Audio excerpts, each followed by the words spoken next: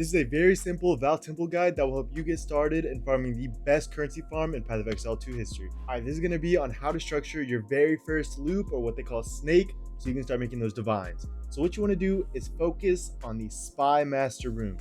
They are very, very important as they drop the however you pronounce it, that medallion that will help you lock rooms that will prevent them from being destabilized, and in other words, just getting destroyed. Now, starting off is going to be pretty difficult. So what you actually want to do is you want to place paths here when you don't have enough spy masters, so you can't farm those medallions to lock the rooms.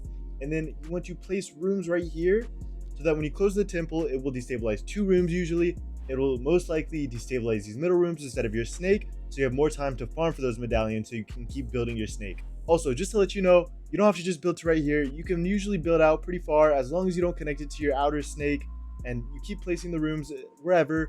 It'll just mostly prioritize those instead of destroying your snake. Sometimes it will, but it'll be okay as it won't prioritize it. Alright, so some important things you want to avoid is making something like a square. So that would be if you have 4 rooms right here all connected to each other, that will break your temple. That will break your snake. Don't do it. You'll have to restart. And another thing is when you get all the way down here with your snake, do not connect it to the beginning. That will also break your temple. You want to kind of like go up right here and start another snake to go around. I'm not too far into building my temple, but I'd like to think I got the basics down.